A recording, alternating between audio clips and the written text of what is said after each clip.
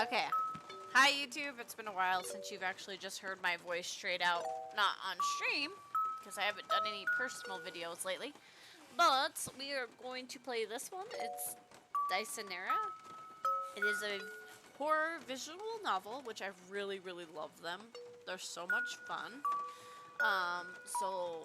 And like I said, I'm in Discord. This is a demo, so I don't know how far or how long it is. I am in Discord, so people will pop in, people will pop out, we'll see. Anyways, let's get started. The game contains content with blood, death, and violence, an unhealthy relationship between characters, horrific imagery that the players may find uncomfortable or disturbing. Player discretion is advised. Please play responsibly and take care of yourself.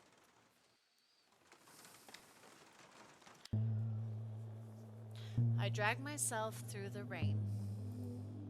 It blurs my vision, forcing me to feel my way through the forest, wind crushing against me from all sides. And forgive me, I have to turn my ears down. It's very loud, so hopefully it's not too loud for you guys. Prayer is only form of navigation, but I think the blood running through my veins prevents me from landing in God's grace. I fumble over the tangled of roots, slip over wet moss. My bones instantly shudder from the cold and shock of running through my nails as I grab a nearby rock. A pathetic whine escapes my throat. My grandmother would have, I'm assuming like cried, if she could see me now. I could hear her side remarks already. See what happens when you don't listen to me? Oh, ball. As if I wouldn't survive long enough to hear the real deal. I sniffle in frustration and try to shake the feeling away with the rain dripping down my face. She's always right, of course. For just a moment, my defiance had given me everything I wanted. Lost in thought, I lose control of my limbs. I'm not used to using them all at once. It's enough to throw me back into the slick earth. Now I really want to cry. The storm is harsh. A thick canopy of trees above me does little to shield me from its rage. The passively turn their leaves away instead of tempting me to scream my grandmother's harshest curses at them. Am I losing it? I shakily lift myself from the ground, snorting weakly into a puddle. For the middle of summer, it's pouring hard. The rain feels like shards of ice against my skin. I watch and distort the reflection in the puddle with ripples. In a brief moment, when the reflections almost settle, I see piercing yellow eyes, dark fur, wilted ears, a slick clinging to the small, vulnerable form of a wolf pup. The voice of my grandmother hisses in my mind. What have you done, Basil? I need to get back home. I tear away from the puddle and trek on. Please, something lead me back home. Something, anything. Maybe that's a risky thing to ask of this forest, though, because something answers. It's so faint that I question if it's even real. A howl cuts through the wind, or perhaps it's the wind that shrinks away from the sound that ambles through. Fighting my way through the storm has exhausted my body. The frontal lobe of my brain begins to neglect its responsibility to remember what reason is. All my instincts scream to ignore it, but my heart's stupidly curious thing makes me take a step forward. My fuzzy ears pick up a heavy sound of my heart pounding. I try to convince myself it's because of fear. I need to focus on where the howling came from. As I get closer, the sound, it begins to resemble crying. The storm has also started to retract its claws. Was it the forest showing mercy, or has it submitted to something more formidable? I've lived in the woods my whole life. I should know better than anyone to never get too comfortable. A red light perforates the dark atmosphere. I swallow harshly. There's a mansion in the middle of the woods. From a distance, it would look abandoned, if not for the hazy red light coming from the rooftop. I squint. Is that a greenhouse? A shadowy figure moves quickly behind its clear walls, startling me. I duck into the tall, neglected grass that grows in the mansion's yard. After a short while, I peek through the blades. The shadow is gone. Did I imagine it? I release a nervous sigh and observe the ground for any signs of life or death. It was a bad idea to come here, a terrible one even. I can't stay here. I retreat back into the shadows of the forest, keeping the mansion in my line of sight. The moment I felt bold enough to turn my back against it, a powerful gale slams into me.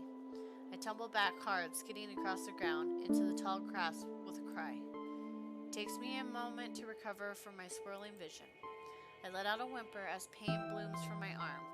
It's too dark to see clearly, but it swells up when I try to move. Oh no, oh no, no, no. I grit my teeth and get back on my feet, keeping my weight off my arm as I make for the forest again. Again, I'm denied entrance by a mysterious force.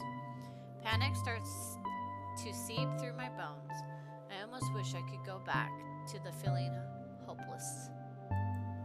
I stare at the trees as though they suddenly start playing nice, but begins an ancient as them do not bend to anyone's will but their own. The wind gives one more shove. It insists I move forward. I bare my adolescent fangs at it and smolder the hurt. I know now that my choices were nothing but illusions. I face the mansion once again. It's clear that something or someone from inside is inviting me in. With no other choice, I crept along the warm brick walls of the mansion and tried to find my way in. Oh, we get to... I love choices. Okay.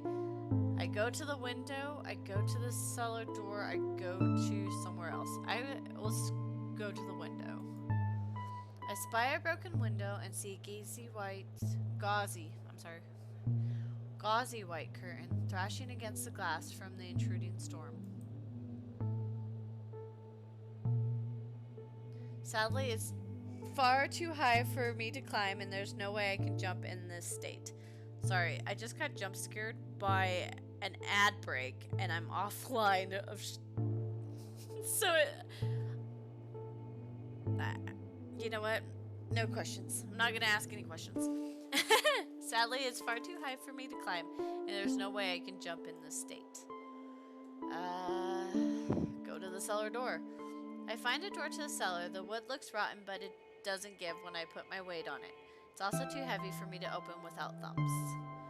I go somewhere else. Frantic knocking grabs my attention. I pad to the back of the mansion, and my saving grace comes in the form of a door left slightly ajar.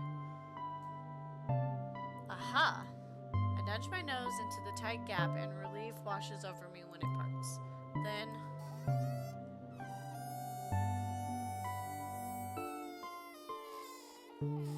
that was a long creak. An ear-piercing screech echoes through the mansion as hinge begin to shift. From the looks, it hasn't been moved in a long time. The feeling of ice floods my veins. I stay frozen in the doorway. If this mansion is inhabited, there's no way I did not just announce my entrance.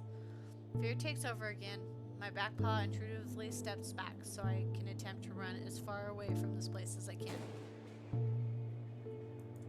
The sound of thunder explodes behind me. I feel my body take on a life of its own. I throw myself into the mansion against my will. The door slams on my way in. I breathe shallowly. When I come to my senses, I'm in a kitchen. It's dark inside the house. The only source of light comes from the window above the counters. Everything beyond its reach is void.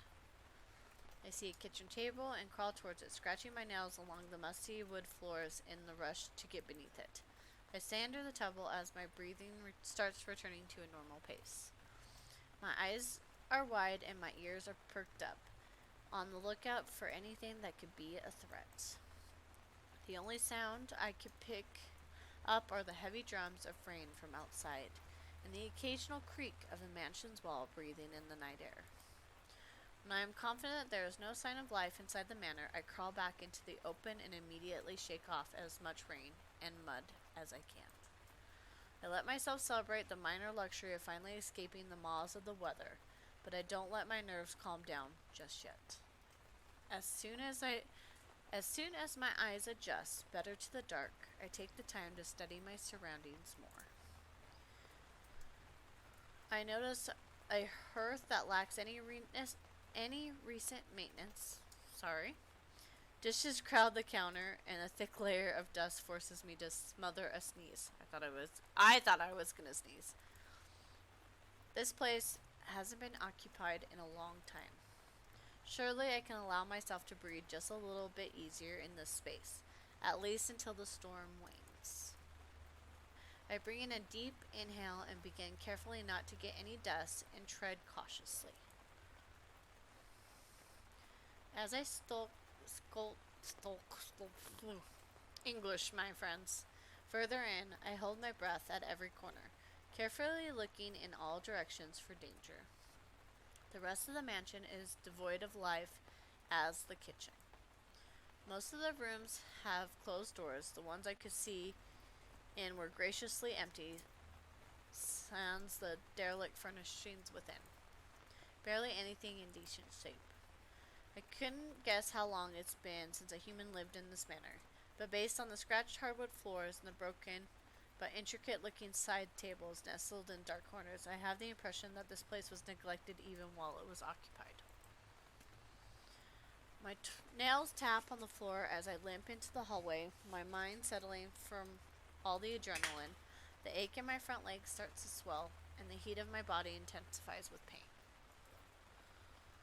The painting lines the walls from end to end, but it's hard to see them in the dark. Through glimpses of light, I can make out some faded landscapes, a few mountains, some castles, and a couple of portraits. There is an auto, but I'm a slow reader, so. One portrait in particular catches my eye. I stop in front of it. I stare at the portrait, foolishly thinking that it's staring right back at me. Surely it's just a slight fever setting in and making me come up with silly things. Oh, ominous music. I don't think I've lost my line just yet, though as I observe the side profile of a pale woman, I notice that she's eerily the most realistic painting I've seen so far. When she turns her head to look down at my tiny form, every hair on my body goes stiff. Her lovely features, captured in oil, begin to melt off as she steps out from the painting. Smooth ivory skin shriveled to a deathly pallor. The elaborate gown clinging to her sharp shoulders begins to rot as her torso parts open like a blooming rose, revealing decaying bones, organs that run down her skirt like a horrific decor. Oh, good. I immediately start running away as fast as I physically can. As I scramble to get away my hurt leg, I hear something that might be worse than a ghost. The woody and spicy scent of incense fills the humid air, creating a hazy purple fog. The sounds of chains moving in the control rhythm rattles me to the marrow in my bones. Footsteps follow me shortly after, growing louder alongside the clinking chains. It's coming from the staircase. My breath quickens, I slide to a halt, and backtrack away from the sounds. I look behind me and see the glowing apparition of a woman, hunched form, stumbling towards me, dragging a trail of gore with a wet squish. Hide. I need to hide. But where? My eyes dart across every inch of the hallway, desperately searching for a small sanctuary. The footsteps are right behind me. The ghost is right in front of me. The hallway now feels like a tomb. All the doors are firmly shut, pressed against a wall, my heart skipping beat when I noticed a faint tapping sound coming from behind me. I turned around and witnessed the outline of a door revealing itself. I wasted no time shoving my muzzle between the crack and wrenched it open. As soon as I pried the door open, I hurled myself through, back into the darkness. I walked backwards away from the door, keeping my eyes on it. I am so focused on the door that I bump into something cold and almost trip over it. I look up and see a dark iron staircase curling up to a high ceiling. A hatch at the top is open, letting the rain from outside drip down the cold metal. I hear footsteps once again, this time much louder. I don't dare to breathe or move.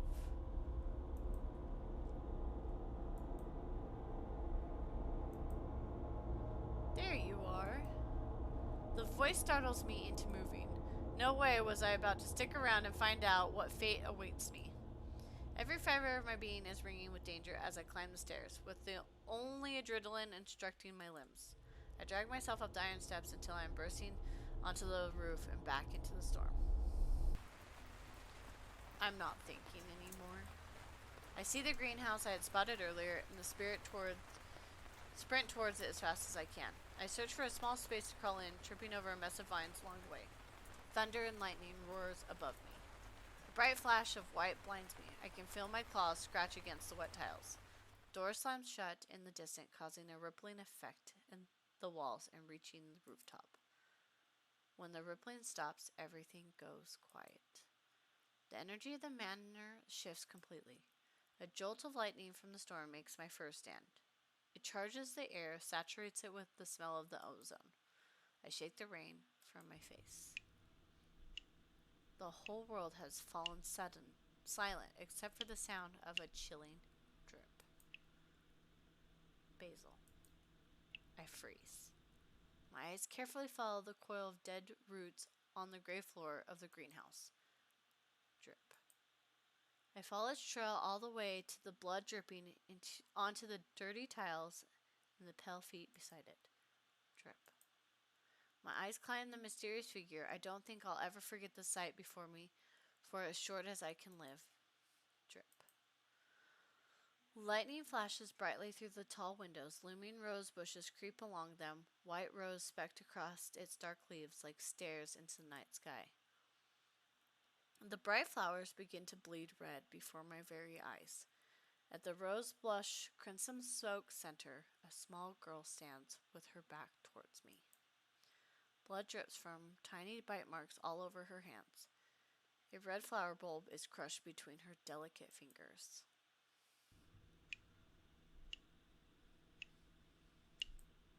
Instead of a strong floral scent, the smell of burning paper and wilting lilacs floods my sense. A whine unwillingly crawls up my throat and cuts through the silence. Time resumes once again. The girl turns her gaze, piercing right through me. The bulb dropped from her hand. She doesn't say a word. Her attention is mine against my own will. Black dots begin to appear in the corner of my vision. The last thing I saw was her walking towards me, before everything faded to dark.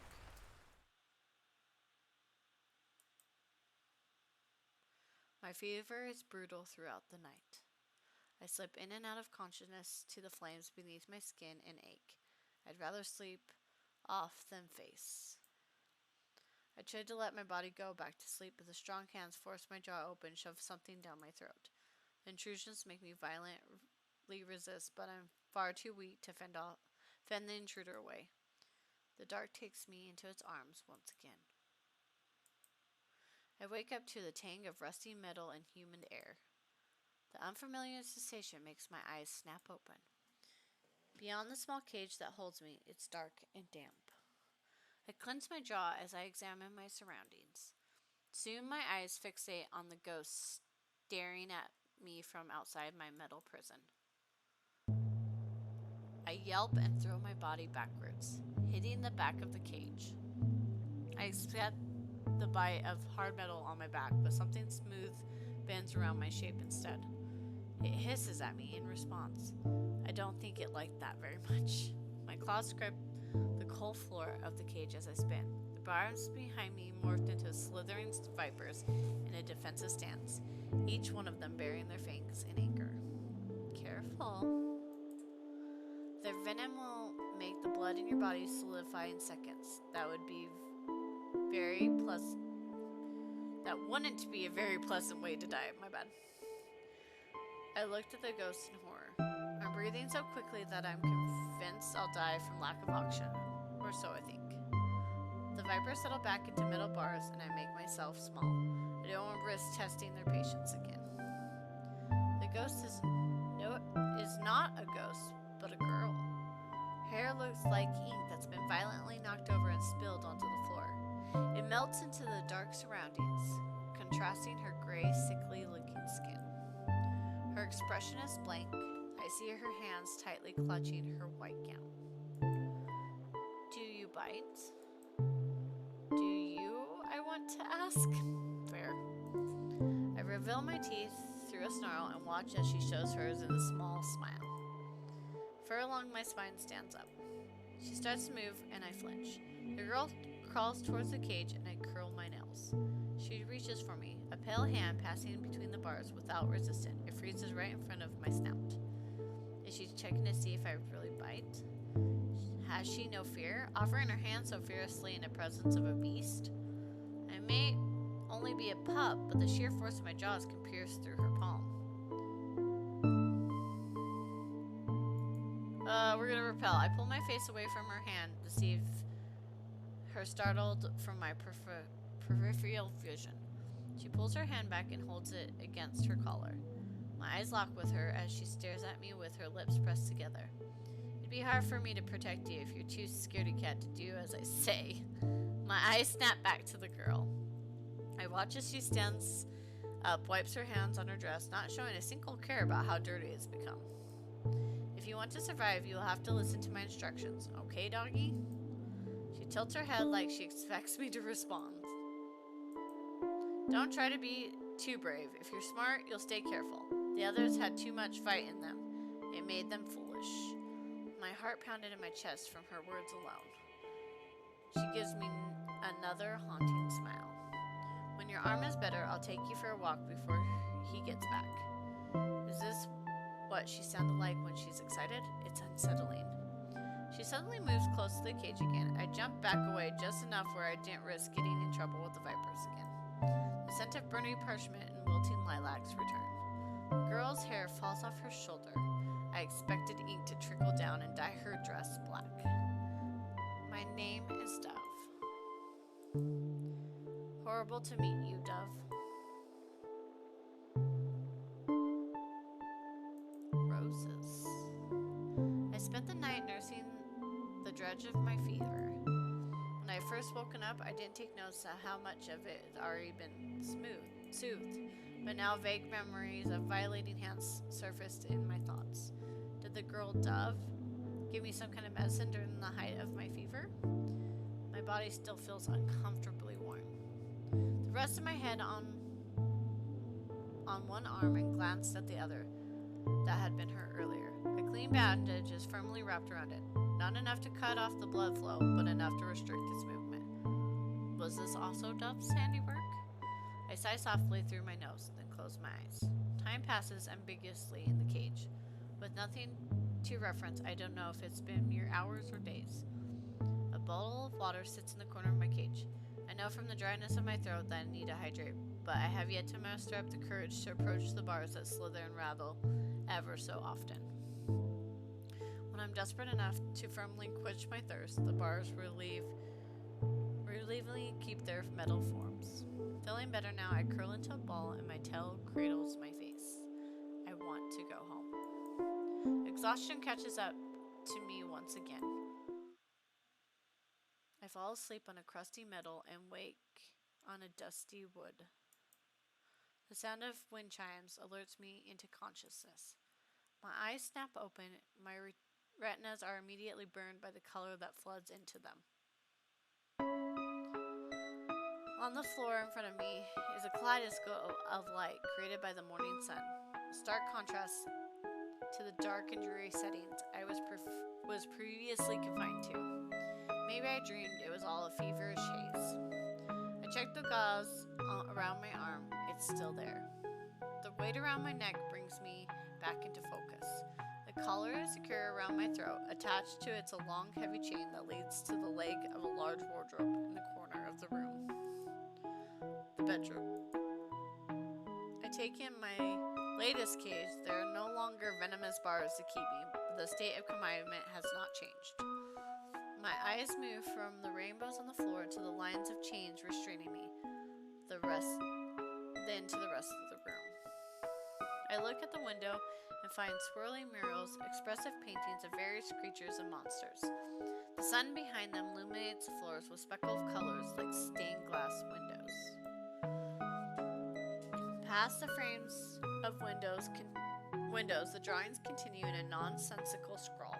Less art decorates the walls, but the shelves with cracked plant pots, hanging tangles of ivy take their place. Dirty cups and bowls sit forgotten in a dark corner. Briefly note two shallow dishes near where I lay. They look like they would be used by a pet. Judging from the surprising lack of grime from under them, it hasn't been that long since they were last used. Dusty books, crumpled parchment litter the floorboards. Taking up half of the room is a canopy bed. Dark curtains are pulled tightly together, preventing me from seeing inside. The sound of scratching captures my attention. I drag my gaze past a pile of books. There, sitting on a raggedy blanket, hunched over, scribbling over the print in a book, is Dove. She gnaws on her lip and pinches her brow. I can hear her whispering something to herself. No. That won't work. I slowly lifted myself off the floor, cringing at the sound of clinking chains following my movement. Dove makes no move to acknowledge my presence. I continue to approach her. When I'm closer to her back, I'm able to get a better look at what she's furiously writing. She scribbles occult symbols and makes the words on the page completely illegible. I swallow a lump in my throat. The collar around my neck feels very heavy right now. Rip. Dove suddenly tears the page out from the book. Jarring sound makes me jump. I slam into the tower of books, sending it toppling to the floor. Dread weight heavily on me. I look back at Dove. She's now staring at me with wide eyes. You're awake!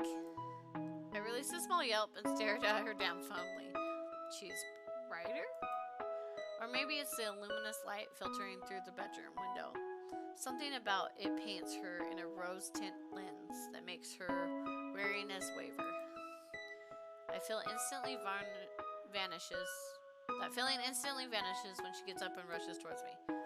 I run away as fast as my leg will allow me, but the air supply is abruptly cut off and I'm thrown off my feet. A sharp howl is pulled from my throat.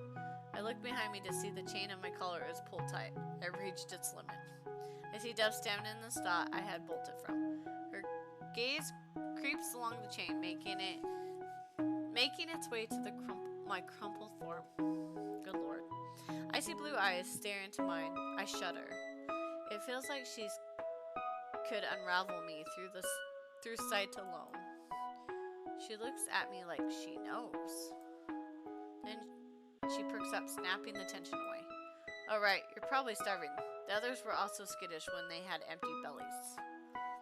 Her voice trails off as though she's become lost in thought. She starts weaving through the mess of books and reaches the bedroom door. Wait here. I don't have much of a choice. Fair. Dove returns with bread roll and bowl. She sets the bowl down a couple feet in front of me and retreats back to chew on her own food. I tentatively approach it. Bread smells like heaven. I lick my lips on instinct. It must have been ages since I last ate, because I watched her tear chunks from it and mark every little crumb falling on to her white dress with yearning. I look down at the bowl she left me. The sight of red fleshy chunks greet me. Raw meat. She gave me a bowl of raw meat. I can't eat this. Well, maybe I could. But the idea of it has nausea coursing through me. I stared at the fresh blood pooling at the bottom of the bowl. Then I glanced over at the bread. Then back down to the bowl, feeling confounded. My stomach growled. I could feel the saliva start dropping down the side of my mouth. I can't do it. Are you gonna let it go to waste? Dove's voice comes from right above me. Fear flutters into my stomach. Okay then. My eyes snap up. Dove reaches for me. I flinch, scattering away. She kneels in front of the bowl, dips her hand into it, crushing the fistful of squishy red meat between her fingers. She brings the raw meat to her mouth. Let's Let's watch her eat it. Bile rises in my throat as I watch her chew through the raw flesh and swallow it in a stickly gulp. She covers her mouth with the back of her hand and gags and looks at me. She smiles, her teeth stained in a glistening red. What a horrible taste. A thin stream of blood falls from the corner of her mouth. I suppose you'd like something a little bit more appetizing. She gags again and then runs out of the room. I hear the sound of her This is actually kind of cute in a really morbid way. I'm just saying it. I really like the art style. I'm like kind of hooked on the art style right now. I hear her vomiting from the other room.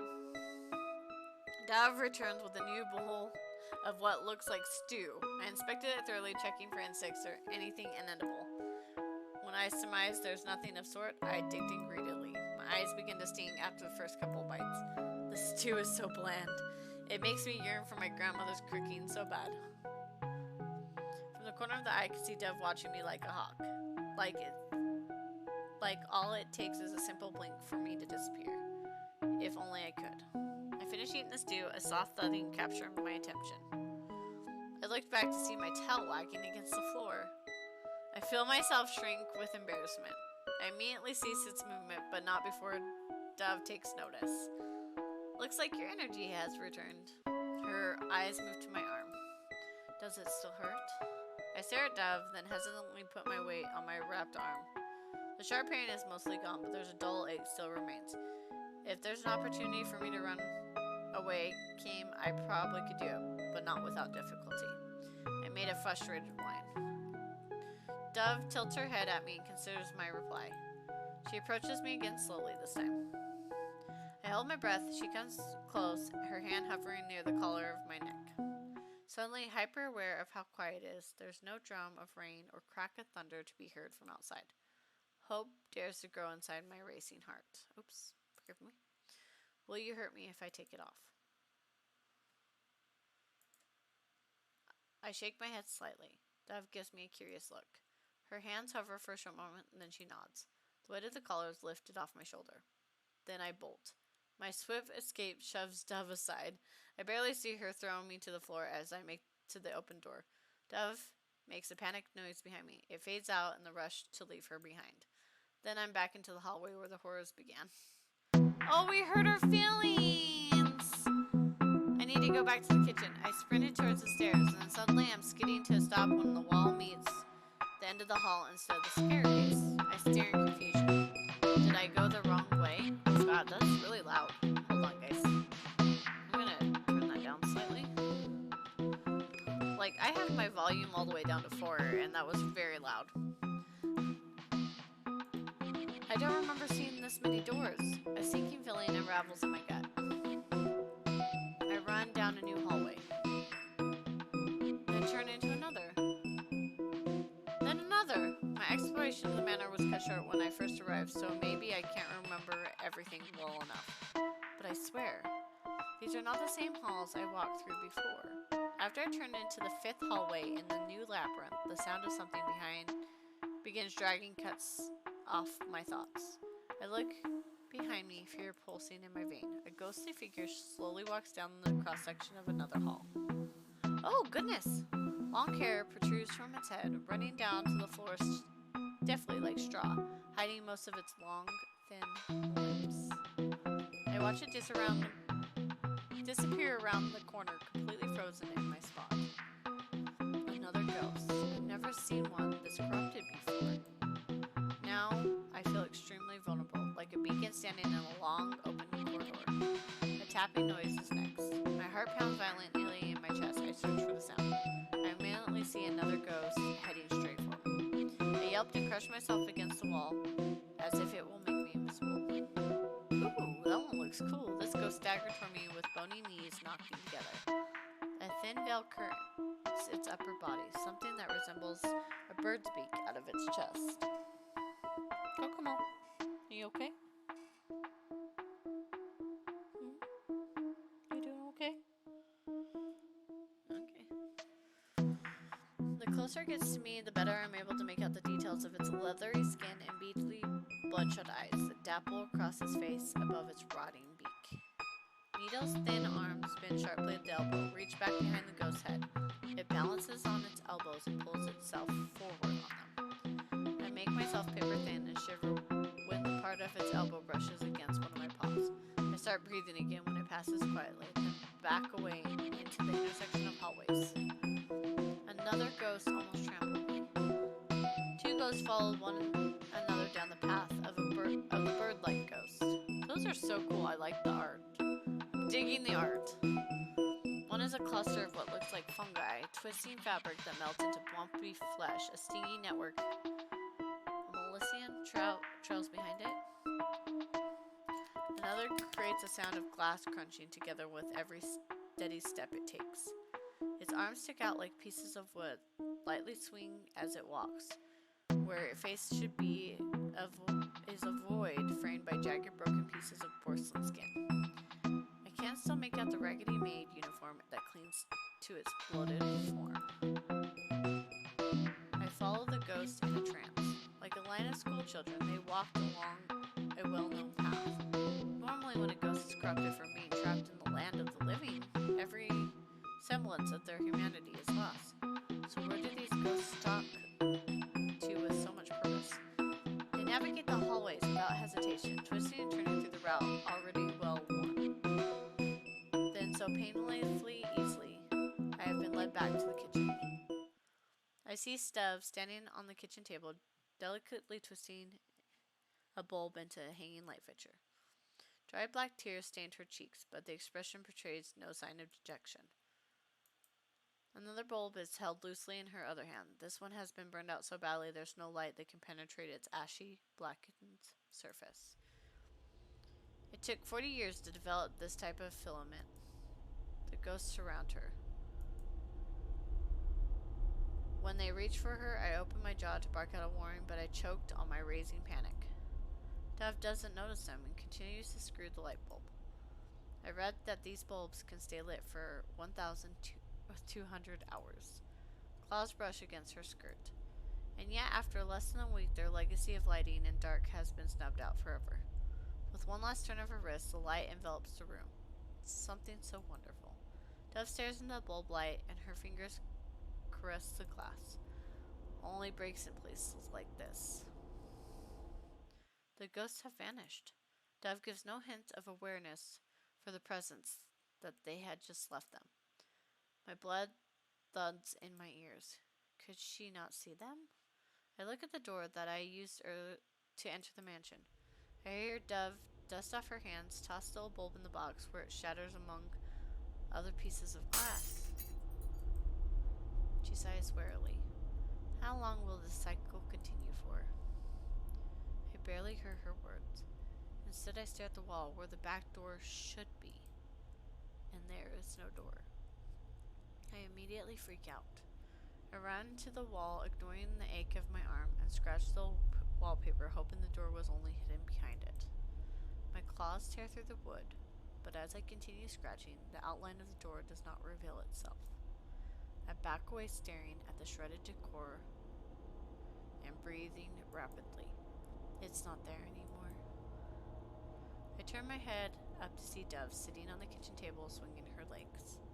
She stares at the wall I had torn up and gives me a blank expression. I explode. My body ignites with fury rage, and I growl and snarl at her. I'm not barking. She frowns, her eyes turn downcast with guilt. I don't know how to get it back. I whimper and go back to scratch the door in more desperation. I'm sorry. Enough. I'm tired of seeing you wallow in despair. I reply with a huff. Oh, well, this girl is you, Coco. Are you sure you're not a girl trapped as a dog? Kokomo. You sure you're not a girl trapped as a dog? I see Dove puff her cheeks in annoyance. I turn my head away and rest it on my paws. There's no way out. It's better for you just to accept it. A growl rumbles in my throat. Even the front door is gone, so instead of wasting your time, you might as well follow me and keep yourself occupied. I wish I could cry. My ears lay flat against my skull. I've landed myself right in the mouth of a carnivorous flower with the sweetness of shelter to lure me in. I never considered whether it would let me go once I tried to pass its sharp teeth. I take a peek at Dove. She doesn't seem to have a problem with being a caged bird. Is she so comfortable living in these conditions that she can't even see how wrong it is? How can anyone possibly live like this? Her patience reaches its end and she slides off the kitchen table. I cry out when she hauls me off the ground. I bare my fangs at her while her face appears right before mine. My glare doesn't faze her. Follow me, or follow Wolf. There is much to do. When we return to the labyrinth of hallways, Dove seems to know her way around them well. Now that I am frantically running through them, I notice how much different the atmosphere of the manor is. Less dirt coats the floor, ceiling lights illuminate the hallway, and it almost feels peaceful. Dove stops by the closet in the hallway. She grabs one of the handles of the doors. It opens up to regal shelves and cupboards of miscellaneous tools supplies. She climbs a stool, reaches the highest shelf, and retrieves a box with small pockets and brushes. The stool she stands on starts to sway. I tense. She climbs back down without issue, then leads me into a room I recognize. She makes her way to the broken side table I spotted when I first explored the room of the mansion. I take the time to look around. A dining table with only 3 chairs takes up most of the room. Candles spike up from the top like stalagmites. There are so many that I think they would render a fire hazard if they were all to be lit. Hardened wax drips over the edges. Goodness gracious, I can't read today. I can see the end of the fountain pen, as well as scraps of paper. I'm unable to see well from the ink from my position, but I assume that's what runs down the dusty tablecloth in dark splotches. A glint catches my attention. On the other side of the room, I'm unsettled by the mirrors that cover the wall from floor to ceiling. I swallow a lump that forms in my throat. Don't let my eyes linger on them. I lay on the form and watch her slather strongly scented glue on the broken leg of a table. She roughly connects the broken leg to the rest of the table and fans it with her hand so it dries faster. She tests its sturdiness with a light finger and then scrunches her nose when it wobbles. She twists it around, digs in her box, and then pulls out a roll of twine with a bright expression on her face.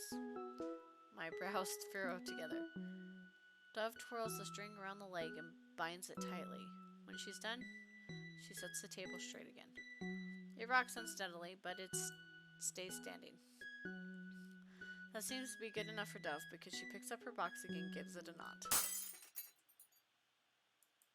I leap from my spot on the floor and spin to the loud noise. In the corner of the room, a long-haired ghost from earlier stands bent over the broken vase. I flinch when Dove lets out a startled noise, starts to stride towards it. I bark in alarm. It's dangerous. She ignores me. Ziri? I grab the back of her gown with my teeth to stop her. Dove's demeanor goes from angry to taken aback. She stops and looks down at me. I shock myself with my own actions and quickly drop her skirt. Dove considers me for a moment and then switches her attention back to the ghost and marches over to him. You klutz?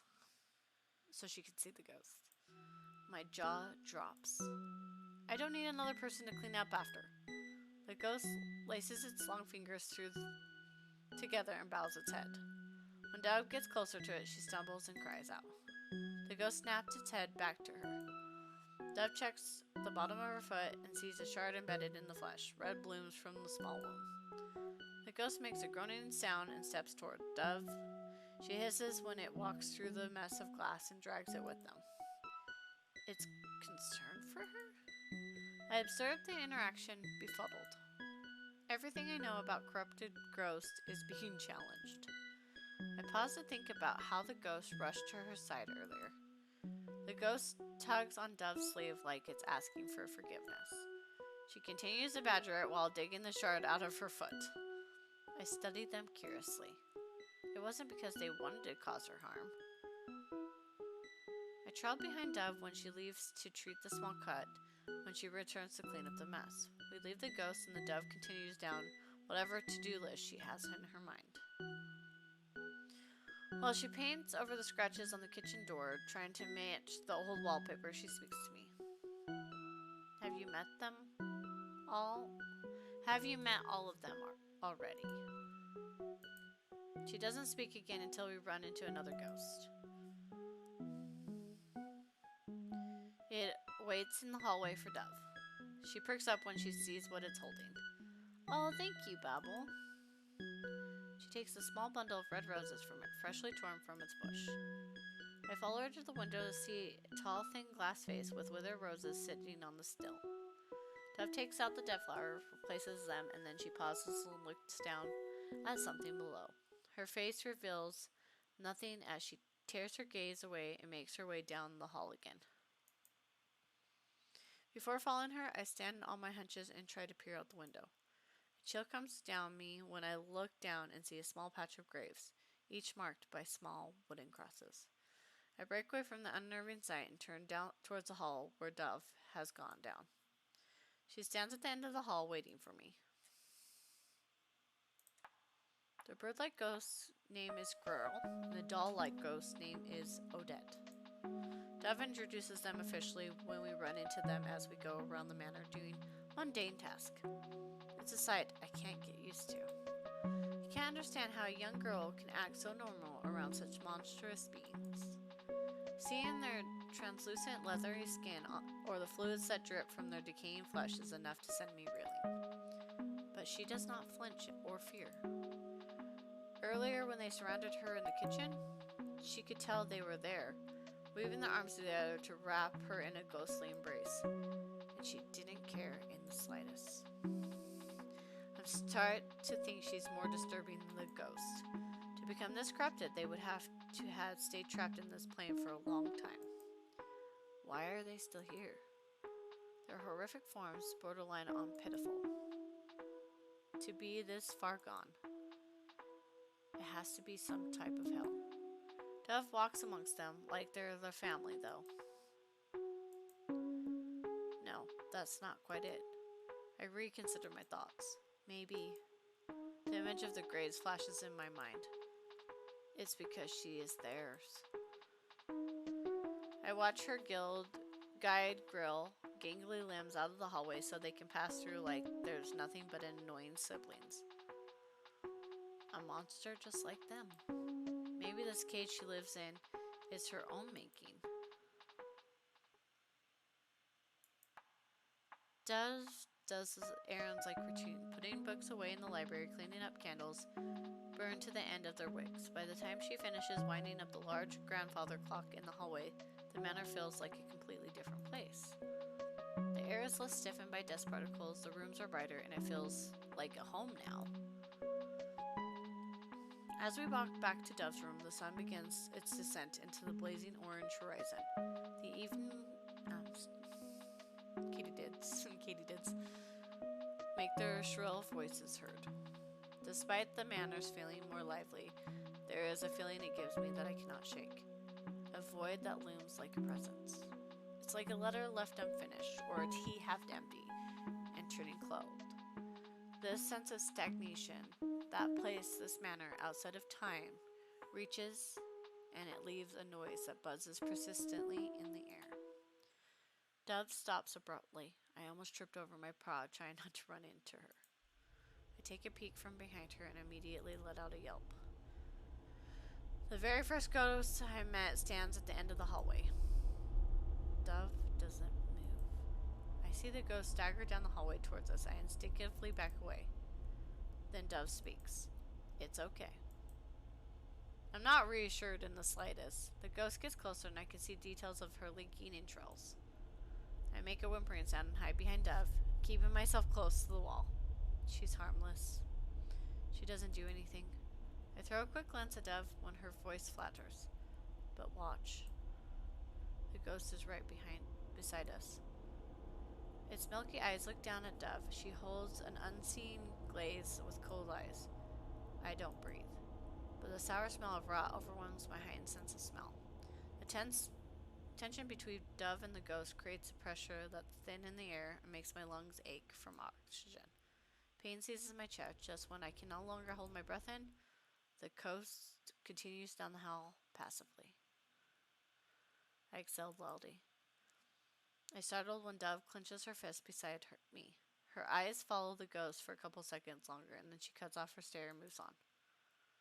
I quickly chase after her, not wanting to be alone with this particular ghost ever again, if my luck allows it. I look back for a split second, and the ghost had disappeared.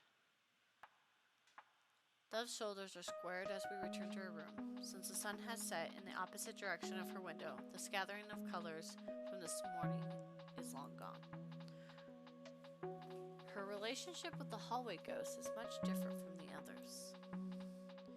The way she spoke about her almost seemed resentful. I pad to the corner, stalling for a moment when I see the collar from earlier on the floor. I narrow my eyes at it and pick it up with my teeth and then throw it at the far wall. I give the collar one last glare, then curl up on the floor. Dove settles cross-legged in the middle of her book tower, reaches for a random text. I let out a big yawn, feeling heavy after the events of the day. I don't know if there's enough time in the world to process everything that's happened to me since I left home. I close my eyes and feel the tendrils of sleep curl around me. Do you think people can come back from the dead? She asked it so quietly I almost didn't hear her. I don't think she expected an answer, and I cannot give her one. Oh goodness. This is a long demo. I thought it'd only be... I winced at the bites. The roses are extra hungry today. It's been so long since I fed them, their petals have bleached white. I watch as my blood saturates the colorless flowers, then narrows my eyes when I spot a parasitic fungus at the base of the brush. Part of the brush is already starting to wither because of it. I reach down and tear the terrible thing out. Oh, this is her point of view. I know more will sprout in its place, but I refuse to leave such a blight near my creation. I walk to a different section of the greenhouse and throw it right next to the corpse of the fungi's latest victim. My heart clenches at the sight. Its eyes are still open. I press my fingers down to the lids of the dead wolf, but it's too late. The terror on its face is already cemented in time. My fingers curl around my nail stabs into my palm, making the bite sting. I return the rose bush and continue to feed them. Thunder and lightning thrash above me. Will it lure another pitiful soul tonight? Slam. I hear the door slam. I flinch, crushing my bulb in my hand. My ears listen intently, search for lingering traces of his presence. When I find none, I take a deep breath and finally let myself relax. I tear the bulb from its stem and my hands fall to my sides. The sound of rain is so clear now. I close my eyes and let it wash out everything else. I relish in its violence against the roof of the greenhouse and tremble under the crisp cracks of thunder.